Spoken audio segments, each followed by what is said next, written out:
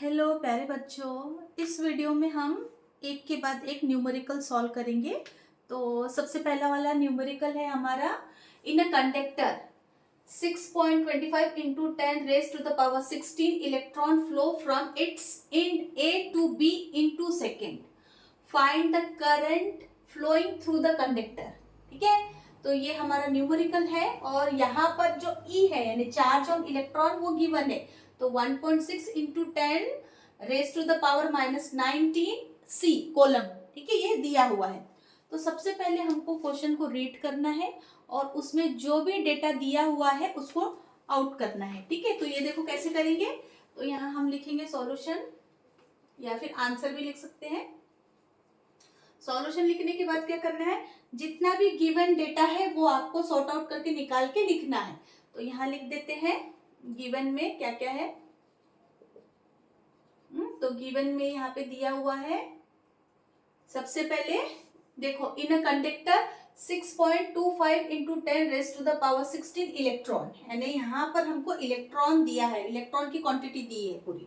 तो यहाँ पे नंबर ऑफ इलेक्ट्रॉन कितने हैं, 6.25 into 10 raise to the power 16 है। ठीक है, तो ये लिख देंगे हम, n गिवन है तो n is equal to 6.25 into 10 raise to the power 16, तो ये गिवन है। उसके बाद ऑलरेडी यहाँ पे E भी दिया हुआ है, उसको भी लिख डालते हैं हम लोग। तो E ऑल्सो गिवन है, तो 1.6 into 10 raise to the power -19 C। ठीक है, फिर यहाँ पे और क्या है, टाइम गिवन है 2 सेकेंड। यहाँ देखो, in a conductor 6.25 into 10 raise to the power 16 electron flow from its in A to B in 2 second. ठीक है, तो यहाँ पर टाइम भी दिया है, तो t is equal to 2 second. ठीक है, find the current flowing through the conductor. अब यहाँ पे क्या फाइंड करना है आपको, करंट फाइंड करना है। तो यहाँ लिख देते हैं to find is equal to current. Current को हम लोग किससे डिनोट करते हैं, I से, तो हमको यहाँ पे I को फाइंड करना है। ठीक है, तो सिंपल है, बहुत ही इजी है ये सम।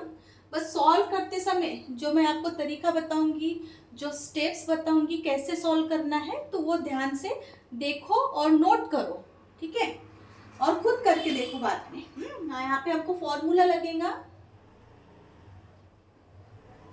फॉर्मूला हमारा रहेगा यहाँ पे, करंट फाइंड करना है तो करंट का ही फॉर्मूला लगेगा। तो I is equal to Q upon T। ठीक है, ये वाला फॉर्मूला यहाँ पर हमको लगने वाला है और इसी फॉर्मूले में हमको पूरा जो गिवन डेटा है पुट करके सॉल्व करना है। ठीक है, तो अब यहाँ देखो Q, Q यानी चार्ज।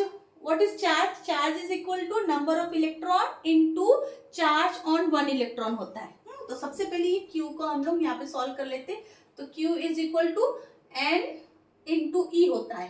ठीक है, तो यहाँ पर N है हमारा 6.25 into 10 raise to the power 16, इसका इंटू होगा 1.6 into 10 raise to the power 19 C।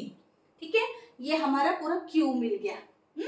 अब हम पूरा जितना भी गिवन डेटा है उसको फॉर्मूले में फिट करेंगे। तो I तो हमको फाइंड करना है, तो I एज इट इज रहेगा, ऊपर में Q है ये। ठीक है, ये Q है, तो Q क्या है यहाँ पे, 6.25 into 10 raise to the power 16 into 1.6 into 10 raise to the power -19। ठीक है, और नीचे में T, टाइम यहाँ पे 2 सेकेंड है, तो ये 2 है। ठीक है, तो आप सबसे पहले इसको सॉल्व करो। हम लोग क्या करेंगे, यहाँ पे ये जो है, ये जो नंबर है इसको नजदीक लाएंगे और जो रेज टू द पावर 16 और ये 19 है उनको नजदीक लाएंगे। ठीक है, तो ये यहाँ पे इक्वल टू लिख के 6.25 into 1.6 into 10 raise to the power 16 into 10 raise to the power -19, ये नजदीक लेके आ गए हैं। ठीक है, अब उसके बाद हम इनको हम लोग इनका मल्टीप्लिकेशन करेंगे। किसका, 6.25 इंटू 1.6 का मल्टीप्लिकेशन करेंगे। तो मल्टीप्लिकेशन खुद करके देखना है, तो देखो कैसे करेंगे। यहाँ पे 6.25 इंटू 1.6, ये मल्टीप्लिकेशन करना है ऐसे रफ में। ठीक है, तो यहाँ पे 6 5 जा 30 कैरी, 6 2 ज़ा 12, 3 15 5 1 कैरी, फिर 6 6 36 एंड 36, 6 6 ज़ा 36 1 37। ठीक है, तो ये हो गया। अब यहाँ से ये 1 को शुरू करना है या 0 लगाना है, फिर यहाँ पे 5 2 6। ठीक है, फिर 0, फिर 0 5 5 10 0 और 1 कैरी, यहाँ पे और फिर से 10 आ रहा है, 0 1 कैरी 6 एंड 4 10। ठीक है, और डेसिमल आएगा 3 नंबर के बाद 1 2 3 ये। तो हमारा यहाँ पे आंसर आ गया है 10। ठीक है, तो यहाँ लिख देती हूँ मैं 10 इंटू, अब ये जो है 16 और 19, अब इसको हमको सॉल्व कर लेना है। तो इसको कैसा करेंगे, 10 लिखेंगे और यहाँ पे 16 और -19 करेंगे और एंड डिवाइडेड बाय 2। ठीक है, अब यहाँ पर 2 1 ज़ा 2, 2 5 ज़ा 10, तो हमको यहाँ क्या मिल रहा है, अभी देखो 5 इंटू 10। अब यहाँ पे 19 में से 16 गया है ना, 19 में से 16 गया तो -3। ठीक है, अब 5 इंटू -3, अब ये हमारा किस में आया है, एम्पियर में आया है। ठीक है, तो अब इसका भी इसको अगर हम ऐसे भी छोड़ देते हैं तो भी आपको गलत नहीं बोलेगा, आपको मार्क्स मिलेंगे।